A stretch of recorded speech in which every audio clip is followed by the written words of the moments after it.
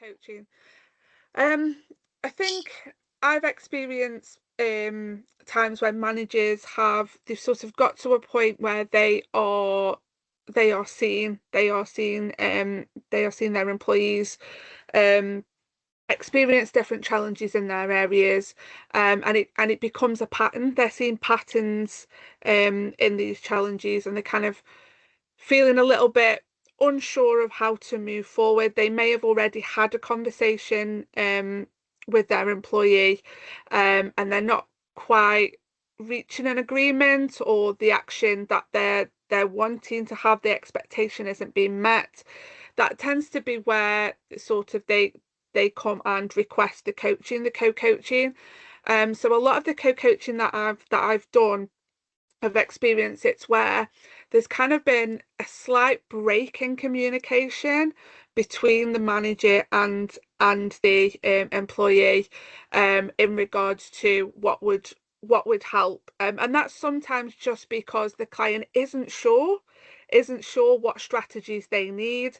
So co-coaching's really helpful to come up with those, so to have those open conversations about what each of those are. So what's the manager experiencing, what is the employee experiencing, um exploring things like, how do they both work at their best? Is there a mismatch in that?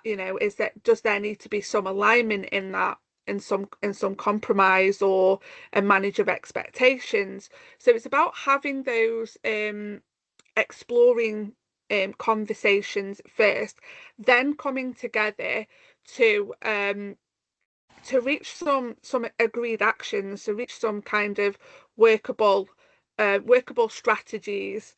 And co-coaching tends to be, you tend to have more than one, so it's kind of a bit like a progression. So we discuss certain strategies in the first one, and then when we come to the second session, we kind of we have a look at how things have gone. Do we need to tweak anything? Do we need to add anything? So it's kind of a journey together, in this new exploration, and come together at the end of an agreed understanding, agreed goals, and in a place where they both know what the next expectations are.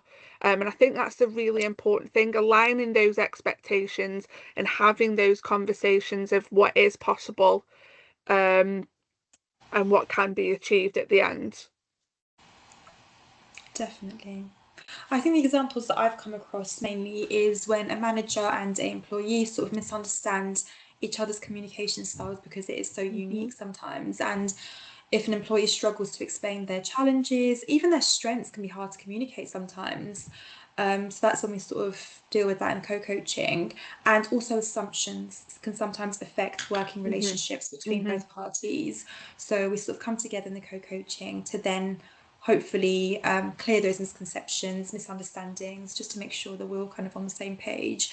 And I guess the phrase that I always use is, we're on the same team, you're on the same team together, working towards the same Hmm. goals. So let's kind of team up together, work on some um, problems, I guess, find solutions, Hmm. find the next steps, and then review it. I think that review bit is really important, like Zoe mentioned.